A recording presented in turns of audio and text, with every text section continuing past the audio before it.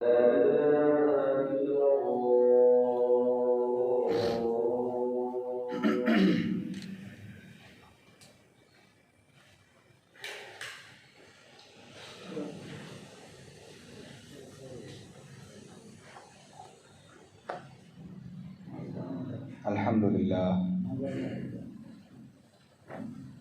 nahmaduhu wa nasta'inuhu wa nu'minu bihi wa natawakkalu alayhi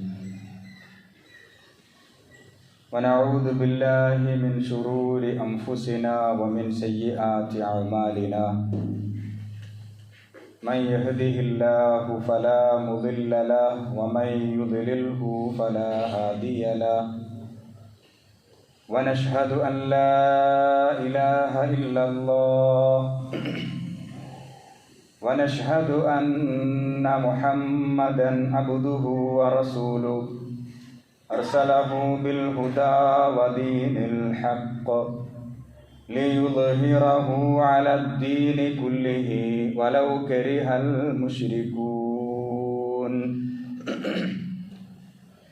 اللهم صل على محمد وعلى آل محمد كما صليت وباركت على إبراهيم وعلى آل إبراهيم في العالمين إنك حميد مجيد.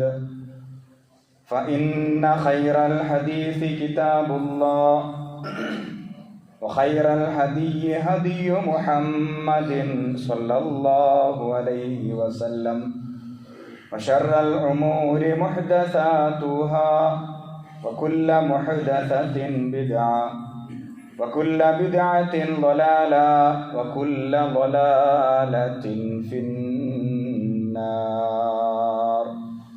أيها الناس أوصيكم عباد الله وإياي أولا بتقوى الله وأقيموا الصلاة وآتوا الزكاة ولا تكونوا من المشركين. قال الله تعالى في قرآنه الكريم: كتب عليكم القتال وهو كره لكم وعسى أن تكرهوا شيئا وهو خير لكم وعسى أن تحبوا شيئا وهو شر لكم والله يعلم وأنتم لا تعلمون. صدق الله العلي العظيم. رب اشرح لي صدري ويسر لي أمري واحلل عقدة من لساني يفقهوا قولي. إن أريد إلا الإصلاح ما استطعت وما توفيقي إلا بالله عليه توكلت وإليه أنيب. സത്യവിശ്വാസികളെ, വിശ്വാസിനികളെ, അള്ളാഹുവിൻ്റെ കൽപ്പനകൾ പാലിച്ച് മുത്തഖീങ്ങളായി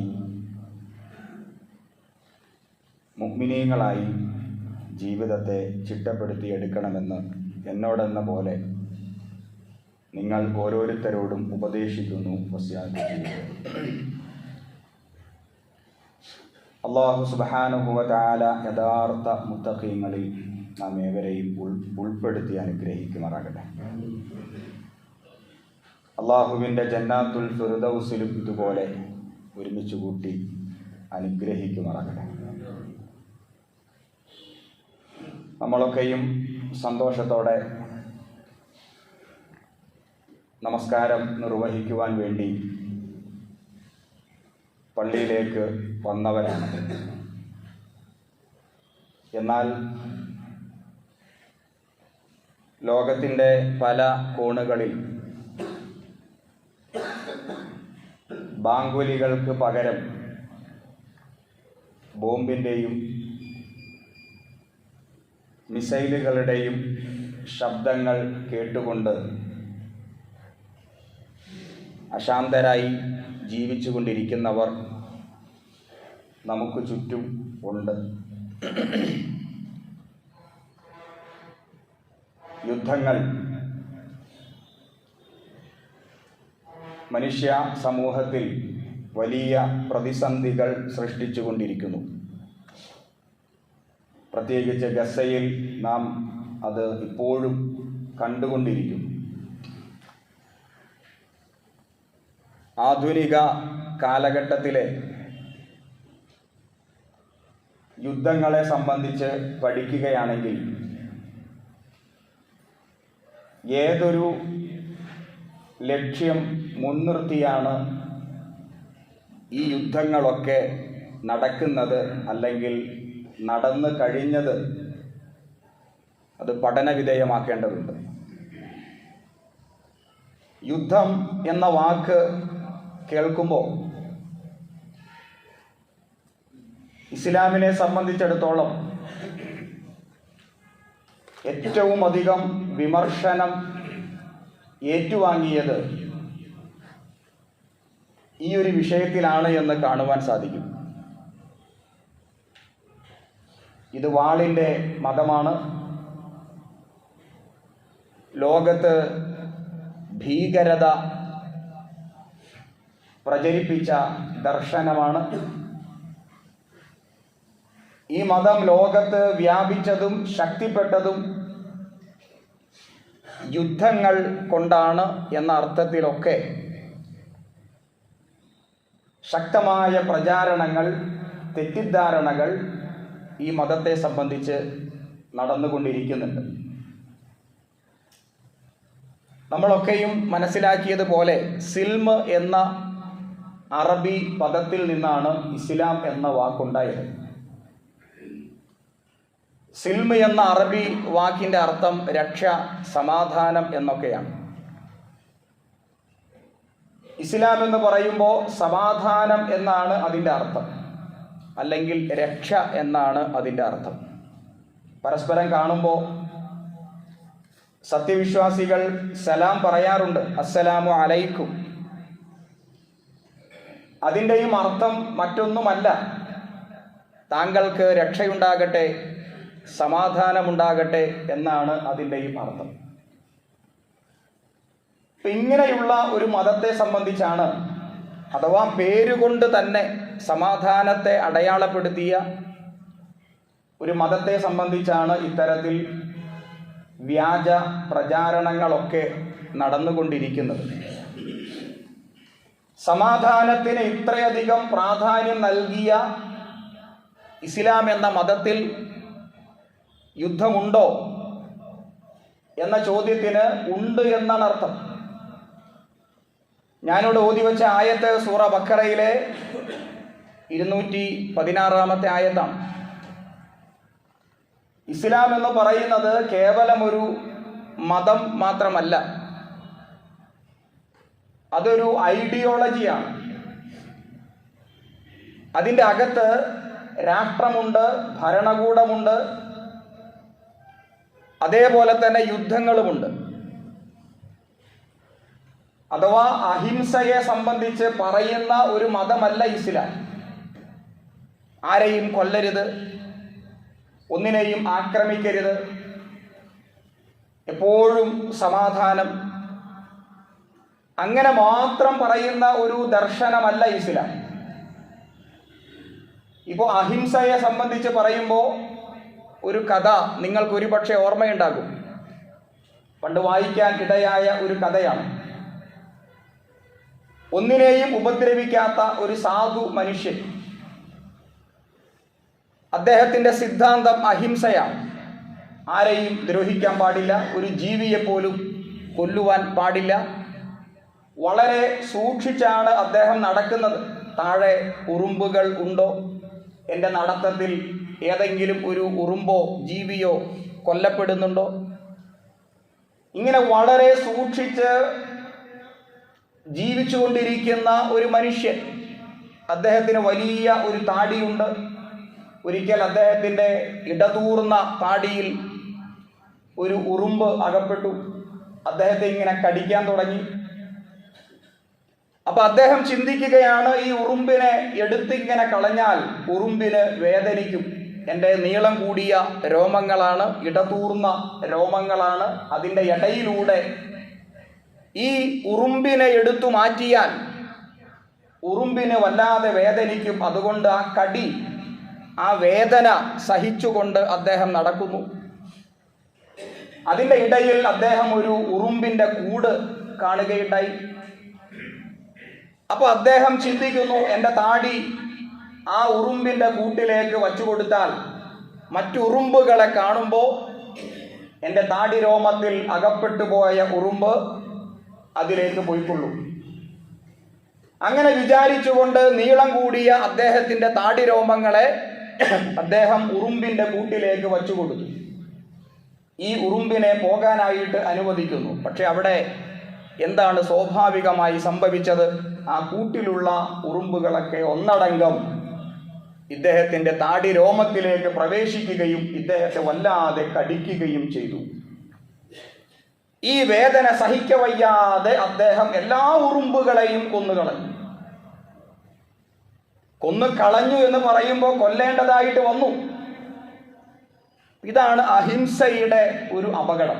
ഒന്നിനെയും കൊല്ലാൻ പാടില്ല, ഒന്നിനെയും ഉപദ്രവിക്കാൻ പാടില്ല, ആരെയും വേദനിപ്പിക്കാൻ പാടില്ല എന്ന സിദ്ധാന്തം ശരിയാണ്. പക്ഷേ പ്രായോഗികമായി അത് ശരിയല്ല. ചിലപ്പോൾ ഉപദ്രവിക്കേണ്ടി വരും, ചിലപ്പോൾ വേദനിപ്പിക്കേണ്ടി വരും. അത് നന്മയ്ക്ക് വേണ്ടിയിട്ടാണ്, അത് മനുഷ്യരുടെ സമാധാനത്തിന് വേണ്ടിയിട്ടാണ്, മനുഷ്യരുടെ പുരോഗതിക്ക് വേണ്ടിയിട്ടാണ്. ചിലപ്പോൾ അങ്ങനെയൊക്കെ ചെയ്യേണ്ടി വരും. അപ്പം അതുകൊണ്ട് തന്നെ ഇസ്ലാം എന്നത് ഒരു അഹിംസയുടെ മതമല്ല. ഞാനിവിടെ ഓതി വെച്ച ആയത്തിന്റെ അർത്ഥം പറയാം. കുത്തിബ അലൈക്കുമുൽ ഖിതാൽ, വിശ്വാസികളെ നിങ്ങൾക്ക് യുദ്ധം നിർബന്ധമാക്കപ്പെട്ടിരിക്കുന്നു. കുത്തിബ എന്ന പദപ്രയോഗമാണ്. കുത്തിബ എന്ന വാക്കിന്റെ അർത്ഥം നിർബന്ധമാണ് എന്നതാണ്. ഇതേ പദപ്രയോഗം നിങ്ങൾ മറ്റൊരു ഇബാദത്തുമായി ബന്ധപ്പെട്ട് കേട്ടിരിക്കും. യാ അയ്യുഹല്ലദീന ആമനൂ കുത്തിബ അലൈക്കുമുസ് സിയാം, വിശ്വാസികളെ നിങ്ങൾക്ക് നോമ്പ് നിർബന്ധമാക്കപ്പെട്ടിരിക്കുന്നു. അവിടെയും വന്നിരിക്കുന്ന പദപ്രയോഗം കുത്തിബ എന്നതാണ്. അപ്പോൾ നിങ്ങൾക്ക് യുദ്ധം, ഖിതാല്, യുദ്ധം നിർബന്ധമാണ്. വഹുവ കുറുഹുൽ ലക്കും, നിങ്ങൾ അത് വെറുക്കുന്നു എന്നാലും ശരി. വഅസാൻ തക്റഹു ശൈഅൻ വഹുവ ഖൈറുൽ ലക്കും, നിങ്ങൾ വെറുക്കുന്ന ഒരു കാര്യത്തിൽ നന്മ ഉണ്ടായേക്കാം. വഅസാൻ തുഹിബ്ബു ശൈഅൻ വഹുവ ശർറുൽ ലക്കും, നിങ്ങൾ ഇഷ്ടപ്പെടുന്ന ഒരു കാര്യത്തിൽ നിങ്ങൾക്ക് ഉപദ്രവം ഉണ്ടായേക്കാം.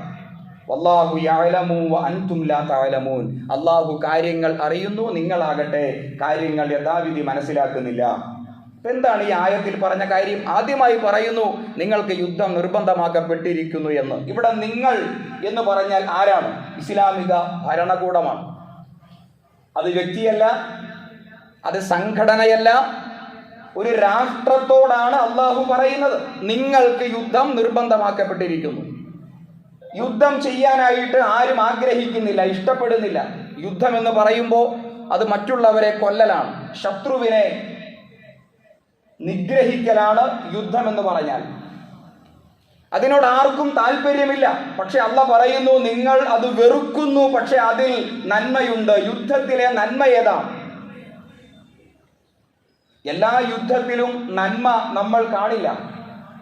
ഇന്ന് ലോകത്ത് നടന്ന അല്ലെങ്കിൽ നടന്നുകൊണ്ടിരിക്കുന്ന, ഇനി നടക്കാൻ പോകുന്ന ആധുനിക കാലഘട്ടത്തിലെ യുദ്ധങ്ങളിൽ നന്മ നമുക്ക് കാണുവാൻ സാധ്യമല്ല. പക്ഷേ ഇസ്ലാം മുന്നോട്ട് വയ്ക്കുന്ന യുദ്ധത്തിൽ നന്മയുണ്ട്. ആ നന്മ ഏതാണ്? നീതിയുടെ സംസ്ഥാപനം, അക്രമത്തെ ചെറുക്കാൻ വേണ്ടി, സമാധാനത്തെ സ്ഥാപിക്കുവാൻ വേണ്ടി. അപ്പൊ അതിനു വേണ്ടി ഒരുപക്ഷെ ആയുധമെടുക്കേണ്ടി വന്നേക്കാം ഭരണകൂടത്തിന്. നിങ്ങളത് വെറുക്കുന്നുവെങ്കിൽ അതിൽ നന്മയുണ്ട് എന്ന് അല്ലാഹു സുബ്ഹാനഹു വ തആല സൂറ ബഖറയിലെ 216 ആയത്തിൽ വ്യക്തമാക്കുന്നു. ഇതാണ് യുദ്ധത്തിന്റെ ലക്ഷ്യം. വെട്ടിപ്പിടിക്കാൻ വേണ്ടിയല്ല, കൊള്ളയടിക്കാൻ വേണ്ടിയല്ല, രാഷ്ട്രങ്ങളെ കോളനികളാക്കാൻ വേണ്ടിയല്ല, സാമ്രാജ്യം സ്ഥാപിക്കാൻ വേണ്ടിയല്ല, മറിച്ച് മനുഷ്യരുടെ വിമോചനത്തിന് വേണ്ടിയിട്ടാണ് ഇസ്ലാം ആയുധമെടുക്കാൻ അതിൻ്റെ ഭരണാധികാരികളോട് പറഞ്ഞത്. ഇതേ ആശയം സൂറത്ത് നിസായിലെ മറ്റൊരായത്തിൽ നമുക്ക് ഇപ്രകാരം വായിച്ചെടുക്കാൻ സാധ്യമാണ്. സൂറത്ത് നിസായിലെ 75-ാമത്തെ ആയത്താണ്. വമാലക്കും ലാ തുഖാതിലൂന ഫീ സബീലില്ലാഹ്, നിങ്ങൾ എന്തുകൊണ്ട് അല്ലാഹുവിന്റെ മാർഗത്തിൽ യുദ്ധം ചെയ്യുന്നില്ല? അവിടെയും പ്രയോഗം ഖിതാലാണ്, യുദ്ധമാണ്. എന്തുകൊണ്ട് ഫീ സബീലില്ലാഹ്, പടച്ചവന്റെ മാർഗത്തിൽ നിങ്ങൾ യുദ്ധം ചെയ്യുന്നില്ല? വൽ മുസ്തദഅഫീന, അടിച്ചമർത്തപ്പെട്ടവർക്ക് വേണ്ടി, പീഡിതരായ ഒരു വിഭാഗത്തിന് വേണ്ടി, നിസ്സഹായരായ ഒരു വിഭാഗത്തിന് വേണ്ടി നിങ്ങൾ എന്തുകൊണ്ട് യുദ്ധം ചെയ്യുന്നില്ല? മിനർ റിജാൽ, അത് ആണുങ്ങളാകട്ടെ, വൻ നിസാ, അത് സ്ത്രീകളാകട്ടെ, വൽ വിൽദാൻ, അത് കുട്ടികളാകട്ടെ. പീഡിതരായ, നിസ്സഹായരായ, മർദ്ദിതരായ ഒരു വിഭാഗം മനുഷ്യർക്ക് വേണ്ടി അള്ളാഹുവിന്റെ മാർഗത്തിൽ നിങ്ങൾ എന്തുകൊണ്ട് യുദ്ധം ചെയ്യുന്നില്ല? അല്ലദീന യഖൂലൂന, അവരാകട്ടെ പ്രാർത്ഥിച്ചു കൊണ്ടിരിക്കുന്നു, റബ്ബനാ അഖ്രിജ്നാ മിൻ ഹാദിഹിൽ ഖറിയത്തി ളാലിം അഹ്ലുഹാ, അക്രമിയായ ഒരു ഭരണാധികാരിയാണ് ഈ രാജ്യം ഭരിക്കുന്നത്. ഈ അക്രമിയായ ഭരണാധികാരിയുടെ മർദ്ദനങ്ങളെ തൊട്ട് ഞങ്ങളെ കാത്തു രക്ഷിക്കണമേ എന്ന് നിരന്തരമായിട്ട് അള്ളാഹുവോട് പ്രാർത്ഥിച്ചു കൊണ്ടിരിക്കുന്ന ഒരു ജനത. ആ ജനസമൂഹത്തിന് വേണ്ടി നിങ്ങൾ എന്തുകൊണ്ട് യുദ്ധം ചെയ്യുന്നില്ല എന്ന് അള്ളാഹു ചോദിക്കുന്നു. അപ്പൊ യുദ്ധത്തിന്റെ പ്രധാനപ്പെട്ട 2 ലക്ഷ്യങ്ങളാണ് നമുക്കിവിടെ മനസ്സിലായത്. ഒന്നാമത്തേത് നീതിയുടെ സംസ്ഥാപനമാണ്, സമാധാനത്തിന്റെ സംസ്ഥാപനമാണ്. രണ്ടാമതായിട്ട് സൂറത്ത് നിസായിലൂടെ അള്ളാഹു പറഞ്ഞത് മനുഷ്യരുടെ വിമോചനമാണ്. അടിമകളാക്കപ്പെട്ട, പീഡിതരാക്കപ്പെട്ട, നിസ്സഹായരാക്കപ്പെട്ട, മർദ്ദിതരായ ഒരു വിഭാഗം മനുഷ്യരുടെ വിമോചനത്തിന് വേണ്ടിയാണ് ആയുധമെടുക്കാനായിട്ട് അള്ളാഹു സുബ്ഹാനഹു വ തആല വേണ്ടി വന്നാൽ, സാഹചര്യം അങ്ങനെയാണെങ്കിൽ ആയുധമെടുക്കണമെന്ന് അള്ളാഹു സുബ്ഹാനഹു വ തആല പറയുന്നത്. ഇസ്ലാമിന്റെ യുദ്ധ ലക്ഷ്യം ഇതാണ്. ഇനി നിങ്ങൾ മുഹമ്മദ് നബി സല്ലല്ലാഹു അലൈഹി വസല്ലം, അദ്ദേഹം പ്രവാചകനായിട്ട് ഏതാണ്ട് 23 വർഷക്കാലം ജീവിച്ചല്ലോ. അദ്ദേഹം നേതൃത്വം കൊടുത്ത, ഇനി അദ്ദേഹം നേതൃത്വം കൊടുക്കാത്ത, അദ്ദേഹത്തിന്റെ കാലഘട്ടത്തിൽ നടന്ന യുദ്ധങ്ങളെ ഒന്നെടുത്ത് പരിശോധിക്കുക. തീർച്ചയായും പരിശോധിക്കേണ്ടതുണ്ട്, പഠിക്കേണ്ടതുണ്ട്. കാരണം ഇസ്ലാമിനെ കുറിച്ച് പറയുന്നത് മുഹമ്മദ് നബി സല്ലല്ലാഹു അലൈഹി വസല്ലമ രക്തദാഹിയായ ഒരു മനുഷ്യനായിരുന്നു എന്നാണ്. അദ്ദേഹം ആയുധമെടുത്ത് ആളുകളെ കൊന്നു. അങ്ങനെ ഒരുപാട് മനുഷ്യരെ കൊന്നിട്ടാണ് ഇസ്ലാം എന്ന ഐഡിയോളജി ലോകത്തെ സ്ഥാപിക്കപ്പെട്ടത് എന്ന് അദ്ദേഹത്തെ സംബന്ധിച്ചും മുസ്ലിങ്ങളെ സംബന്ധിച്ചും പറയപ്പെടുന്നു. അങ്ങനെയാണെങ്കിൽ മുഹമ്മദ് നബി സല്ലല്ലാഹു അലൈഹി വസല്ലമ അദ്ദേഹം നടത്തിയ എന്ന് പറയുമ്പോൾ അദ്ദേഹം നേതൃത്വം കൊടുത്ത, ഇനി അദ്ദേഹം നേതൃത്വം കൊടുക്കാതെ, അദ്ദേഹം ജീവിച്ചിരിക്കാതെ സഹാബിമാർ ഒക്കെ നടത്തിയ യുദ്ധങ്ങളെ സംബന്ധിച്ച് പറയുമ്പോൾ 10ഓളം യുദ്ധങ്ങൾ നടന്നിട്ടുണ്ട്. 10ഓളം യുദ്ധങ്ങൾ. അതിൽ ഒന്ന് ബദർ യുദ്ധമാണ്, മറ്റൊന്ന് ഉഹുദ് യുദ്ധമാണ്, മറ്റൊന്ന് അഹ്സാബ് യുദ്ധമാണ്, പിന്നെ ബനു മുസ്തലഖ് യുദ്ധമാണ്, ഖൈബർ യുദ്ധമാണ്, മക്ക വിജയം അതുമായി ബന്ധപ്പെട്ട യുദ്ധമാണ്, ഹുനൈൻ യുദ്ധമാണ്, ത്വായിഫ് യുദ്ധമാണ്, പിന്നെ തബൂക്ക് യുദ്ധമാണ്, പിന്നെ ബനു ഖുറൈള യുദ്ധമാണ്. ഇങ്ങനെ 10ഓളം യുദ്ധങ്ങൾ. ഈ 10ഓളം യുദ്ധങ്ങളെ എടുത്ത് പരിശോധിക്കുമ്പോൾ ഈ യുദ്ധങ്ങൾ എന്തിനാണ് നടന്നത്? നബി സല്ലല്ലാഹു അലൈഹി വസല്ലം എന്തിനാണ് ആയുധം എടുത്തത്? സഹാബിമാരെ കൊണ്ട് എന്തിനാണ് ആയുധം എടുപ്പിച്ചത്? ബദർ യുദ്ധം നമുക്കറിയാം. ഏതാണ്ട് 15 കൊല്ലക്കാലം മുഹമ്മദ് നബി സല്ലല്ലാഹു അലൈഹി വസല്ലമയും അദ്ദേഹത്തിന്റെ സഹാബിമാരും ക്രൂരമായ മർദ്ദനങ്ങൾ സഹിച്ചു, ആക്ഷേപങ്ങൾ ഏറ്റുവാങ്ങി. ഒരു ഇസ്ലാമിക രാഷ്ട്ര സംവിധാനം മദീന എന്ന പ്രദേശത്ത് മുഹമ്മദ് നബി സല്ലല്ലാഹു അലൈഹി വസല്ലമ ഒരു ഇസ്ലാമിക രാഷ്ട്ര സംവിധാനത്തെ രൂപീകരിക്കുന്നു. ആ രാഷ്ട്രത്തെ, ആ ഭരണകൂടത്തെ ആക്രമിക്കുവാൻ വേണ്ടി മറ്റൊരു രാഷ്ട്രം, മക്ക എന്ന് പറയുന്ന ഒരു രാഷ്ട്രം ശ്രമിക്കുന്നു.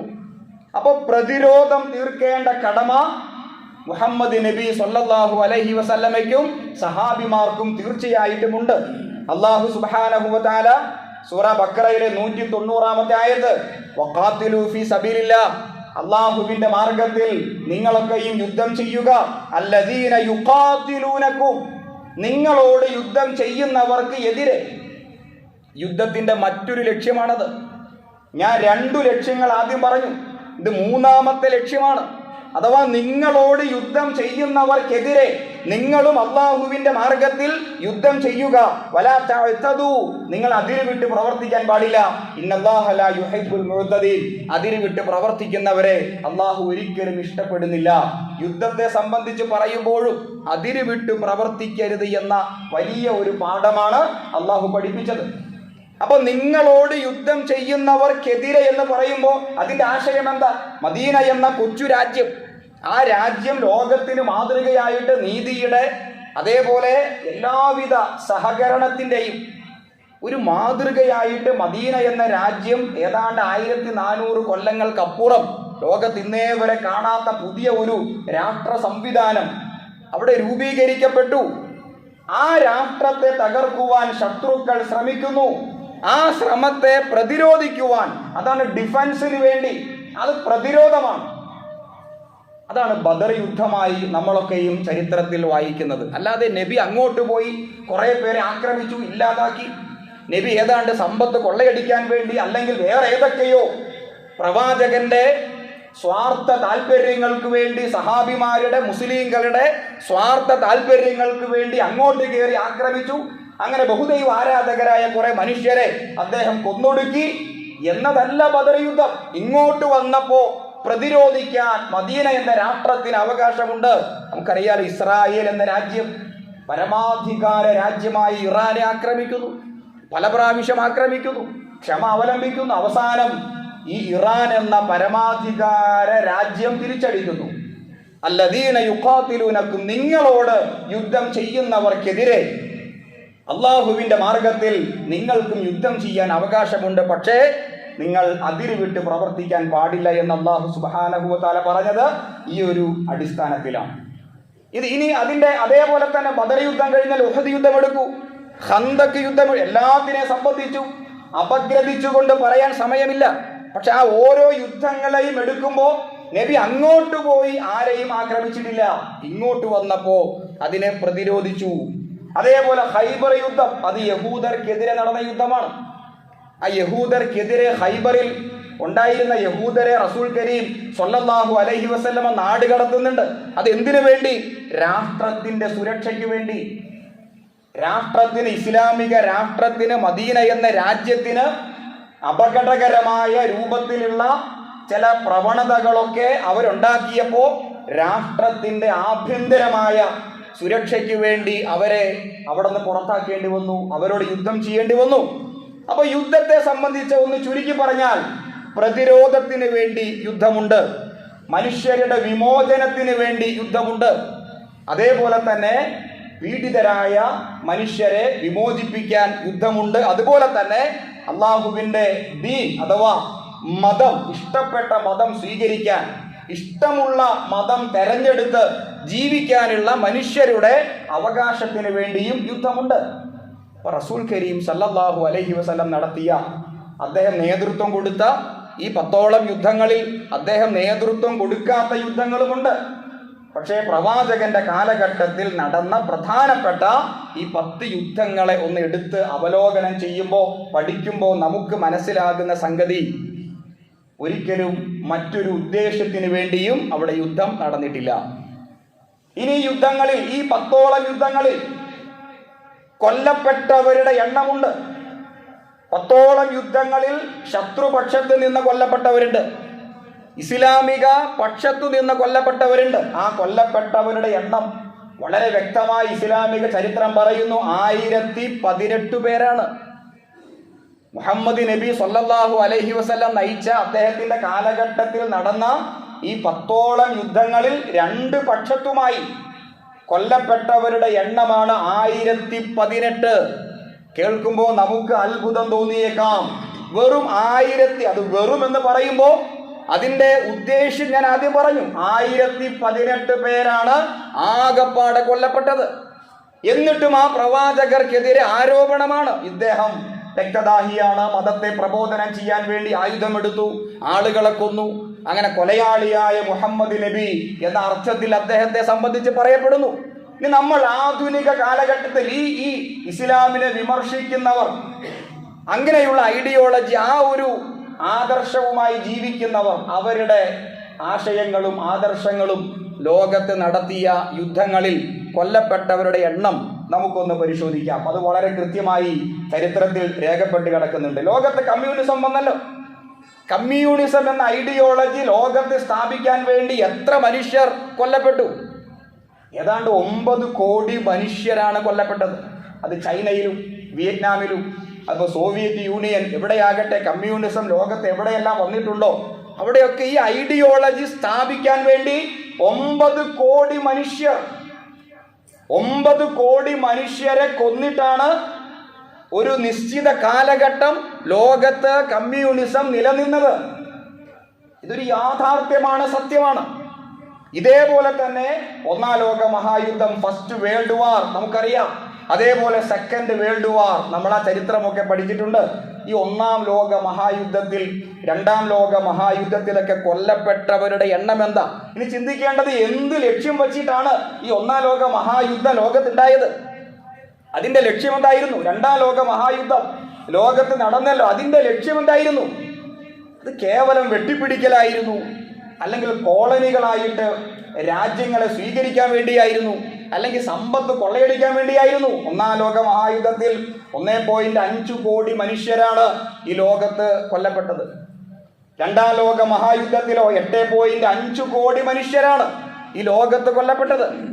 യുദ്ധത്തിൽ അത് സാധാരണക്കാരും പട്ടാളക്കാരും എല്ലാവരും, കുട്ടികളും വൃദ്ധരും സ്ത്രീകളും യുദ്ധവുമായിട്ട് നേരിട്ട് ബന്ധമില്ലാത്തവരും, അങ്ങനെ 1.5 കോടി. ഇത് വെറുതെ പറയുമ്പോൾ 2-3 മനുഷ്യരല്ല, കോടിക്കണക്കിന് മനുഷ്യരെ കൊന്നവരാണ് നമുക്ക് നേരെ തിരിഞ്ഞ് നിങ്ങൾ വാളിന്റെ മതക്കാരാണ് എന്ന് പറയുന്നത്. 1018 പേരാണ് മുഹമ്മദ് മുസ്തഫ സ്വല്ലല്ലാഹു അലൈഹി വസല്ലമ നേതൃത്വം കൊടുത്ത യുദ്ധങ്ങളിൽ ആകപ്പാടെ കൊല്ലപ്പെട്ടത്. അതും ഇസ്ലാമിന്റെ പക്ഷത്തു നിന്നും ശത്രു വിഭാഗത്തിന്റെ പക്ഷത്തു നിന്നും ഒക്കെ ചിന്തിക്കുകയാണെങ്കിൽ അത്രയേ ഉള്ളൂ. അത് ചരിത്രമാണ്. അപ്പൊ ഈ അർത്ഥത്തിൽ അതേപോലെ ഇപ്പൊ ഗസയിൽ നമുക്കറിയാം, ഗസയിൽ ഇപ്പൊ നമ്മൾ പുതിയതായിട്ട് കണ്ട വാർത്ത എന്താ? അവിടെ പോസ്റ്റ് അവിടെ എഴുതി വച്ചിരിക്കുകയാണ്, ഇവിടെ ഇനി കുട്ടികളെ കൊണ്ടുവരാൻ പാടില്ല ആശുപത്രിയിൽ, അല്ലെങ്കിൽ ഇവിടെ ഈ മയ്യത്ത് മറമാടുന്ന ഖബർസ്ഥാൻ, ഇവിടെ ഇനി ഖബർസ്ഥാൻ ഇല്ല, ഇവിടെ മയ്യത്ത് മറമാടുവാൻ സ്ഥലമില്ല. ഗസ മുഴുവൻ മൈതാനായി മാറിയിരിക്കുന്നു, മുഴുവൻ ഖബർസ്ഥാനായി. ഏതാണ്ട് 60,000-ഓളം സാധാരണക്കാരായ മനുഷ്യരും അല്ലാത്തവരും അവിടെ കൊല്ലപ്പെട്ട് കഴിഞ്ഞു, രക്തസാക്ഷികളായി കഴിഞ്ഞു. അപ്പൊ ഇത് ഇങ്ങനെ കൊന്നുകൊണ്ടിരിക്കുന്നവരാണ് ഈ പറയുന്നത്. ഇതാണ് യുദ്ധം, ഇസ്ലാമിലെ യുദ്ധം എന്ന് കേൾക്കുമ്പോൾ, ഇസ്ലാം വാളുകൊണ്ട് ലോകത്ത് ശക്തിപ്പെട്ട ഒരു മതമാണ് എന്ന് കേൾക്കുമ്പോൾ തീർച്ചയായും നമ്മൾ ഇങ്ങനെ ഒരു അപകർഷതാ ബോധത്തിലേക്ക് വരാറുണ്ട്. അത് ശരിയാണോ അങ്ങനെ പറയുന്ന കാര്യം? അങ്ങനെയൊക്കെ ആൾക്കാർ പറയുമ്പോൾ നമുക്ക് മറുപടി കൊടുക്കാൻ കഴിയാതെ നമ്മളിങ്ങനെ ആകെ ഒരു പ്രയാസത്തിൽ അകപ്പെട്ട് പോകാറുണ്ട്. പക്ഷേ ചരിത്രം വളരെ കൃത്യമായി പഠിക്കുമ്പോൾ നമുക്കത് മനസ്സിലാക്കാൻ കഴിയും. ഇസ്ലാമിലെ യുദ്ധങ്ങൾ ഒരിക്കലും വെട്ടിപ്പിടിക്കാൻ വേണ്ടി ആയിരുന്നില്ല. ആയുധമെടുക്കാനായിട്ട് അല്ലാഹു സുബ്ഹാനഹു വ തആല അനുവാദം കൊടുത്തത് രാഷ്ട്രമായ ശേഷം മാത്രമാണ്.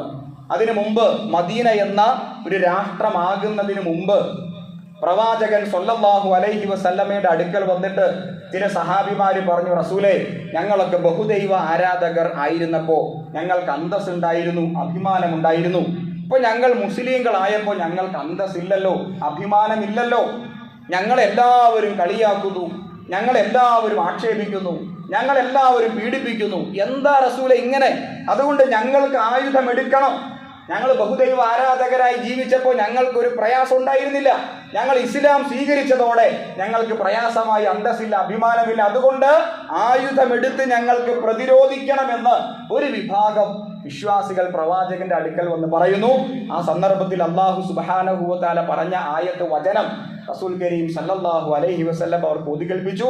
നിങ്ങൾ നിങ്ങളുടെ കൈകളെ അടക്കി വയ്ക്കുക, നമസ്കാരം ചിട്ടയോടെ നിർവഹിക്കുക, സക്കാത്ത് കൊടുക്കുക, ഇതല്ലാതെ ഒന്നും ചെയ്യാൻ പാടില്ല. ഒരു രാഷ്ട്രത്തിന്റെ അകത്ത് ജീവിച്ച ന്യൂനപക്ഷമായി രാഷ്ട്രത്തിന്റെ അകത്ത് ജീവിച്ചപ്പോ അള്ളാഹ് കൊടുത്ത ഉത്തരവാണ്, കലാപം ഉണ്ടാക്കരുത്, ക്ഷമ അവലംബിക്കണം, സഹനം പാലിക്കണം. ഇപ്പോ ആയുധമെടുക്കാൻ എനിക്ക് അനുവാദം നൽകിയിട്ടില്ല. മദീനയിൽ വന്ന് 5 വർഷം കൂടി കഴിഞ്ഞപ്പോഴാണ്, ഏതാണ്ട് 15 വർഷം കഴിഞ്ഞപ്പോഴാണ് ആയുധമെടുക്കാനുള്ള അനുവാദം കൊടുത്തത്. ഈ 15 വർഷം കഴിഞ്ഞപ്പോൾ അതിന്റെ അർത്ഥം എന്താ? മദീന എന്ന ഒരു ഇസ്ലാമിക രാജ്യമായി കഴിഞ്ഞു, രാജ്യമായി, ഭരണകൂടമായി. അപ്പൊ അതിന്റെ അർത്ഥം ഭരണകൂടത്തിനാണ് യുദ്ധം നിയന്ത്രിക്കാനുള്ള അധികാരമുള്ളൂ എന്നാണ്. ആയുധമെടുക്കാനുള്ള അധികാരം ഭരണകൂടമാണ് തീരുമാനിക്കേണ്ടത്. അതുകൊണ്ട് ബദർ യുദ്ധം, അതിനുശേഷം ഉഹുദ് യുദ്ധം, പിന്നെ അഹ്സാബ് യുദ്ധം, പിന്നെ അങ്ങനെ ഹുനൈൻ യുദ്ധം, പിന്നെ തബൂക്ക് യുദ്ധം, അപ്പൊ ഇങ്ങനെ ഒരുപാട് യുദ്ധങ്ങളൊക്കെ റസൂൽ കരീം സല്ലല്ലാഹു അലൈഹി വസല്ലം നടത്തിയത് ഭരണകൂടം ആയ ശേഷമാണ്. ആ രാഷ്ട്രത്തെ സംരക്ഷിക്കുക, നീതി പുലരുന്ന, സമാധാനം പുലരുന്ന, സന്തോഷകരമായിട്ട് മനുഷ്യർ ജീവിക്കുന്ന, മതസൗഹാർദ്ദമുള്ള, അഥവാ മദീന എന്ന കൊച്ചു രാജ്യത്തിന്റെ അകത്ത് ക്രൈസ്തവരുണ്ടായിരുന്നു, മദീന എന്ന കൊച്ചു രാജ്യത്തിന്റെ അകത്ത് യഹൂദരുണ്ടായിരുന്നു, മദീന എന്ന കൊച്ചു രാജ്യത്തിന്റെ അകത്ത് മുസ്ലിങ്ങൾ ഉണ്ടായിരുന്നു. ഇസ്ലാമിക ചരിത്രം പരിശോധിക്കുകയാണെങ്കിൽ ഏതാണ്ട് 1500 മുസ്ലിങ്ങളെ അന്നുണ്ടായിരുന്നുള്ളൂ. ആകപ്പാട് 10,000 ജനസംഖ്യ. മദീന എന്ന കൊച്ചു രാജ്യത്തിന്റെ ജനസംഖ്യ 10,000. അതിൽ 1500 മുസ്ലിങ്ങൾ, 2000 ചിലാനും ക്രൈസ്തവരുണ്ടായിരുന്നു, 3000 ചിലാനും ബഹുദൈവ യഹൂദരുണ്ടായിരുന്നു, ബാക്കി ബഹുദൈവ ആരാധകരായിരുന്നു. അപ്പൊ അവിടെ ന്യൂനപക്ഷമാണ് മുസ്ലിങ്ങൾ. ആ ന്യൂനപക്ഷമായ മുസ്ലിങ്ങൾക്കാണ് മദീനയുടെ അധികാരം കിട്ടിയത്. അല്ലാതെ മദീന എന്ന രാജ്യത്തുള്ള മുഴുവൻ പേരെയും പിടിച്ച് മുസ്ലിങ്ങളാക്കിയിട്ട് മുസ്ലിങ്ങളാൽ ഭരിക്കപ്പെടുന്ന ഒരു രാജ്യമല്ല പ്രവാചകൻ സല്ലല്ലാഹു അലൈഹി വസല്ലം സ്ഥാപിച്ച ഇസ്ലാമിക രാഷ്ട്രം എന്ന് പറയുന്നത്. മുഹമ്മദ് നബി സല്ലല്ലാഹു അലൈഹി വസല്ലം ആ രാഷ്ട്രത്തിന്റെ ഭരണാധികാരിയായി തെരഞ്ഞെടുക്കപ്പെട്ടു. അദ്ദേഹം പ്രഖ്യാപിച്ച അദ്ദേഹത്തിന്റെ മദീന ആ ഒരു ഭരണഘടന ഇന്നും നിലവിലുണ്ട്. നമുക്കത് വായിച്ചെടുക്കാൻ കഴിയും. അദ്ദേഹം പറഞ്ഞ വാക്കെന്താ? ഈ രാജ്യത്ത് എല്ലാവരും തുല്യരാണ്. ഈ രാജ്യത്ത് ക്രൈസ്തവർക്ക് അവരുടെ മതവിശ്വാസ പ്രകാരം ജീവിക്കാനുള്ള എല്ലാ സ്വാതന്ത്ര്യവുമുണ്ട്. ഈ രാജ്യത്ത് ബഹുദൈവ ആരാധകർക്ക് അവരുടെ വിശ്വാസ പ്രകാരം ജീവിക്കാനുള്ള സ്വാതന്ത്ര്യമുണ്ട്. ഈ രാജ്യത്തെ യഹൂദർക്കും ആ സ്വാതന്ത്ര്യമുണ്ട്. അതേപോലെ മുസ്ലിങ്ങൾക്കും അവരുടെ മതവിശ്വാസ പ്രകാരം ജീവിക്കാനുള്ള സ്വാതന്ത്ര്യമുണ്ട്. ഇതാണ് ഇസ്ലാമിക രാഷ്ട്രം എന്ന് പറഞ്ഞാൽ. അല്ലാതെ നമ്മൾ തെറ്റിദ്ധരിച്ചു പോയി. നമ്മുടെ മനസ്സിന്റെ അകത്ത് ഒരു ഇസ്ലാമിക രാഷ്ട്രം എന്ന് പറയുമ്പോൾ നമ്മുടെ മനസ്സിന്റെ അകത്ത് എന്താ വരിക? മൊത്തത്തിൽ മുസ്ലിങ്ങളാണ് അവിടെ.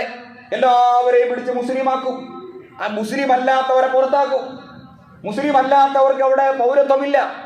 അങ്ങനെയുള്ള രാജ്യസങ്കല്പം ഇസ്ലാമിനില്ല. അത് ശത്രുക്കൾ പ്രചരിപ്പിക്കുന്ന ഒരു ഇസ്ലാമിന്റെ പ്രത്യേകതയാണ്. ശത്രുക്കൾക്ക് ഒരു പുതിയ ഇസ്ലാമുണ്ട്, അവരുണ്ടാക്കിയെടുത്ത ഒരു ഇസ്ലാമുണ്ട്. ആ ഇസ്ലാമിലാണ് പ്രവാചകൻ രക്തദാഹിയായത്. ആ ഇസ്ലാമിലാണ് പ്രവാചകൻ സല്ലല്ലാഹു അലൈഹി വസല്ലമ മറ്റുള്ളവരെ കൊല വിളിച്ച് അങ്ങനെ ഇസ്ലാമിനെ പ്രചരിപ്പിച്ചത്.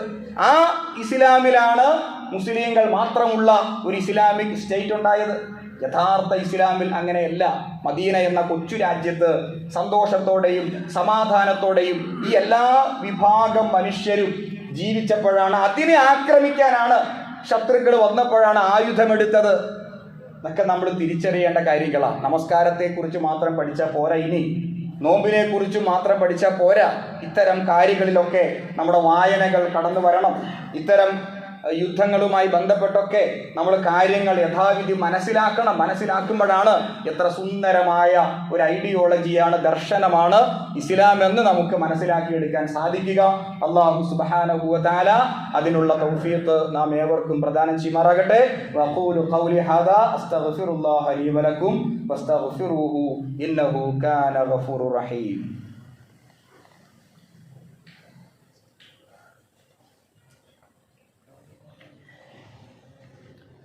അൽഹംദുലില്ലാഹ്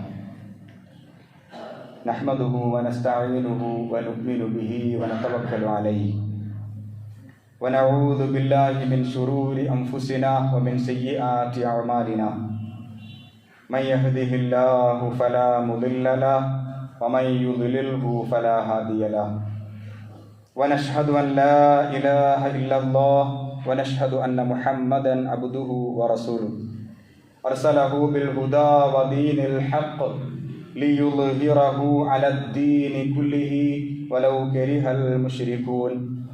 അല്ലാഹുമ്മ സ്വല്ലി അലാ മുഹമ്മദിൻ വഅലാ ആലി മുഹമ്മദ് കമാ സ്വല്ലൈത വബാരക്ത അലാ ഇബ്രാഹീമ വഅലാ ആലി ഇബ്രാഹീം ഫിൽ ആലമീന ഇന്നക ഹമീദും മജീദ്. വിശ്വാസികളെ, സഹോദരങ്ങളെ, അള്ളാഹുവിൻ്റെ കൽപ്പനകൾ പാലിച്ച് മുത്തഖീങ്ങളായി ജീവിക്കണമെന്ന് ഒരിക്കൽ കൂടി ഉപദേശിക്കുന്നു, ഉണർത്തുന്നു. അല്ലാഹു സുബ്ഹാനഹു വ തആല യഥാർത്ഥ മുത്തഖീങ്ങളിൽ നാം ഏവരെയും ഉൾപ്പെടുത്തുമാറാകട്ടെ. നമ്മൾ മനസ്സിലാക്കിയ പോലെ മുഹറം മാസമാണ്. മുഹറം മാസത്തിലെ ആശൂറ നോമ്പിനെ സംബന്ധിച്ച് നമുക്കറിയാം. മുഹറം മാസം 9-ാം തീയതിയും 10-ാം തീയതിയും വളരെ പ്രബലമായ സുന്നത്ത് നോമ്പുകളുണ്ട്.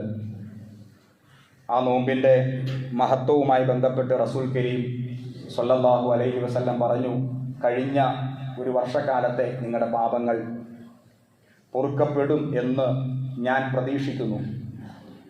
ഞാൻ അള്ളാഹുവിൽ പ്രത്യാശ അർപ്പിക്കുന്നു. ഇതാ പ്രവാചകൻ പറഞ്ഞ ആ വാക്ക്, ഞാൻ അള്ളാഹുവിൽ പ്രത്യാശ അർപ്പിക്കുന്നു. അത് ഈമാനോടെ ഇഹ്തിസാബോടെ ആത്മാർത്ഥമായി ആ നോമ്പെടുക്കുന്നവർക്ക് ഒരു വർഷക്കാലത്തെ, കഴിഞ്ഞു പോയ ഒരു വർഷക്കാലത്തെ ചെറിയ പാപങ്ങൾ പൊറുക്കപ്പെട്ടേക്കാം. ഈ നോമ്പ് റസൂൽ കരീം സല്ലല്ലാഹു അലൈഹി വസല്ലമ മക്കയിൽ വച്ചും എടുത്തിരുന്നു. പക്ഷെ അതിൻ്റെ ചരിത്ര പശ്ചാത്തലം അദ്ദേഹം മനസ്സിലാക്കിയിരുന്നില്ല. അള്ളാഹ് എടുക്കാൻ പറഞ്ഞ് എടുത്തു. പിന്നെ മദീനയിലേക്ക് വന്നപ്പോൾ യഹൂദരും ഈ നോമ്പ് എടുക്കുന്ന ഒരു കാഴ്ച അദ്ദേഹം കണ്ടു. അദ്ദേഹം യഹൂദരോട് അന്വേഷിച്ചു, എന്താണ് നിങ്ങൾ ഈ ദിവസം നോമ്പെടുക്കുന്നത്? അവർ പറഞ്ഞു, ഞങ്ങളുടെ പ്രവാചകൻ മൂസ, ആ മൂസ നബി അലൈഹിസ്സലാം, അദ്ദേഹത്തെ അള്ളാഹു രക്ഷപ്പെടുത്തിയ ഒരു ദിവസമാണ് മുഹറം മാസം 10.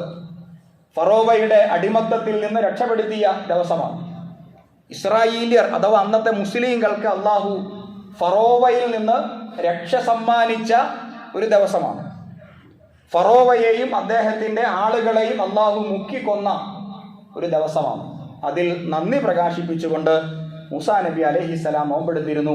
ഞങ്ങൾ ആ ഒരു മാതൃക, ആ ഒരു പാരമ്പര്യം പിൻപറ്റുകയാണ് എന്ന് യഹൂദർ പ്രവാചകൻ സ്വല്ലല്ലാഹു അലൈഹി വസല്ലമയോട് പറഞ്ഞപ്പോൾ അദ്ദേഹം പറഞ്ഞു, എങ്കിൽ ഞങ്ങളാണ് അതിനേറ്റവും അർഹരായവർ. മൂസാ നബി ഞങ്ങളുടെ പ്രവാചകനാണ്. അതുകൊണ്ട് നബി സല്ലല്ലാഹു അലൈഹി വസല്ലമ മുസ്ലിം സമുദായത്തോട് ആ സന്ദർഭത്തിൽ പറഞ്ഞു, ഞാൻ ജീവിച്ചിരിക്കുകയാണെങ്കിൽ അടുത്ത വർഷം 9 കൂടി നോമ്പെടുക്കാൻ ഞാൻ ആഗ്രഹിക്കുന്നു. കാരണം നമ്മളാണ് ഇതിന് ഏറ്റവും അർഹരായവർ എന്ന് അദ്ദേഹം പറയുകയുണ്ടായി. പക്ഷെ അദ്ദേഹം ജീവിച്ചിരുന്നില്ല, വഫാത്തായി എന്നതാണ് ചരിത്രം നമ്മളോട് പറയുന്നത്. അപ്പോൾ അതുകൊണ്ട് 9-ാം തീയതിയും 10-ാം തീയതി നമുക്ക് നോമ്പുണ്ട്. ആ പ്രബലമായ സുന്നത്തായ നോമ്പുകൾ എല്ലാ സഹോദരങ്ങളും എടുക്കണമെന്ന് ഈ സന്ദർഭത്തിൽ ഉണർത്തുകയാണ്. ഇവിടെ ചേർത്ത് വെച്ച് മനസ്സിലാക്കേണ്ട ഒരു കാര്യം കൂടിയുണ്ട്. ഒരു ഏകാധിപതിയായ ഒരു ഭരണാധികാരി ജനങ്ങളെ മൊത്തം അടിമകളാക്കി ഖുർആൻ പറയുന്ന ക്രൂരന്മാരായ ഒരുപാട് ഭരണാധികാരികളുണ്ട്. ആ കൂട്ടത്തിൽ 1-ാം സ്ഥാനമാണ് ഫറോവയ്ക്കുള്ളത്. അത്രമാത്രം മൃഗീയമായ രൂപത്തിൽ അദ്ദേഹം മനുഷ്യരെ അടിച്ചമർത്തിയിരുന്നു. അദ്ദേഹത്തിൻ്റെ മരണം എന്ന് പറയുമ്പോൾ ആ ഒരു ക്രൂരനായ ഭരണാധികാരിയുടെ പതനം, നന്ദി പ്രകാശിപ്പിക്കൽ. അപ്പൊ ഇസ്ലാം എത്രത്തോളം നീതിക്ക് വേണ്ടി നിലകൊള്ളുന്നു, ഇസ്ലാം എത്രത്തോളം സമാധാനത്തിന് വേണ്ടി നിലകൊള്ളുന്നു. ഈ നോമ്പിന്റെ ലക്ഷ്യം തന്നെ അതാ, സമാധാനം ഉണ്ടാവണം. ക്രൂരന്മാരും അക്രമികളും മനുഷ്യരെ അടിമകളാക്കുന്നവരും അവരൊക്കെ നിലംപതിക്കണം. മനുഷ്യർക്ക് സമാധാനം കിട്ടണം, സ്വാതന്ത്ര്യം കിട്ടണം എന്നതാണ് ഈ നോമ്പിന്റെ ഏറ്റവും പ്രധാനപ്പെട്ട ഒരു വിശദീകരണം. അപ്പം അതിൻ്റെ ചരിത്ര പശ്ചാത്തലം കൂടി മനസ്സിലാക്കിയിട്ട് ഈ നോമ്പെടുക്കാൻ പ്രിയ സഹോദരങ്ങൾ സന്നദ്ധരാവണം എന്നുകൂടി ഉണർത്തുകയാണ്. അള്ളാഹു തൗഫീഖ് ചെയ്ത് അനുഗ്രഹിക്കുമാറാകട്ടെ. പ്രാർത്ഥിക്കാൻ ആവശ്യപ്പെട്ടവരുണ്ട്. അള്ളാഹു സുബ്ഹാനഹു വ തആല രോഗികളായ ഒരുപാട് മനുഷ്യർ, ഒരുപാട് സഹോദരങ്ങൾ നമുക്കിടയിലുണ്ട്. അള്ളാഹു അവർക്ക് ശിഫ നൽകുമാറാകട്ടെ. വലിയ പ്രയാസം അനുഭവിക്കുന്നവർ, രോഗത്തിൻ്റെ, പ്രായത്തിൻ്റെ ഒക്കെ വലിയ പ്രതിസന്ധിയും പ്രയാസങ്ങളും ഒക്കെ അനുഭവിക്കുന്നവർ, അള്ളാഹു സുബ്ഹാനഹു വ തആല ശിഫയും ആഫിയത്തും അവർക്ക് പ്രദാനം ചെയ്യുമാറാകട്ടെ. സാമ്പത്തിക മേഖലയിൽ, കച്ചവട മേഖലയിൽ കടവും അതേപോലെ പ്രശ്നങ്ങളും ഒക്കെ ഉള്ളവർ നമുക്കിടയിലുണ്ട്. അള്ളാഹു സുബ്ഹാനഹു വ തആല ബറക്കത്ത് പ്രദാനം ചെയ്യുമാറാകട്ടെ. സമ്പൽ സമൃദ്ധി പ്രദാനം ചെയ്യുമാറാകട്ടെ. അള്ളാഹു സുബ്ഹാനഹു വ തആല കച്ചവടത്തിൽ അഭിവൃദ്ധി പ്രദാനം ചെയ്യുമാറാകട്ടെ. കടങ്ങളൊക്കെ നിറവേറ്റാനും അങ്ങനെ കടമില്ലാതെ ഒരു നല്ല ആത്മാവായിട്ട് അള്ളാഹുവിൻ്റെ അടുക്കലേക്ക് യാത്ര തിരിക്കാനും അള്ളാഹു നാം ഏവരെയും പ്രത്യേകമായി തൗഫീഖ് ചെയ്ത് അനുഗ്രഹിക്കുമാറാകട്ടെ. അല്ലാഹുമ്മ റളഅൻ അൻ അർബഅത്തി ഖുലഫാഇർ റാഷിദീൻ വഅഫ്ളലി ഉമറാഇൽ മുർഷിദീൻ വഹുവൽ ഇമാമുശ് ശഫീഖ് وأمير المؤمنين أبو بكر وعمر وعثمان وعلي رضي الله عنهم وعن بقية أصحاب رسولك صلى الله عليه وسلم أجمعين. اللهم اغفر للمؤمنين والمؤمنات والمسلمين والمسلمات الأحياء منهم والأموات إنك مجيب الدعوات يا قاضي الحاجات. طيب ثراهم واجعل الجنة مأواهم. اللهم دمر أعداءنا وأعداءك وأعداء الدين. اللهم ثبت أقدامنا على القوم الكافرين. اللهم أعز الإسلام والمسلمين وأذل الشرك والمشركين وأذل النفاق والمنافقين وأذل الكفر والكافرين. اللهم ربنا آتنا في الدنيا حسنة وفي الآخرة حسنة وقنا عذاب النار. اللهم أجرنا من النار. اللهم أجرنا من النار. اللهم لا تشوئ خلقنا بالنار ولا تجعلنا من خطب النار. اللهم اشف أمراضنا يا شافي الأمراض. اللهم اشف أمراضنا يا شافي الأمراض.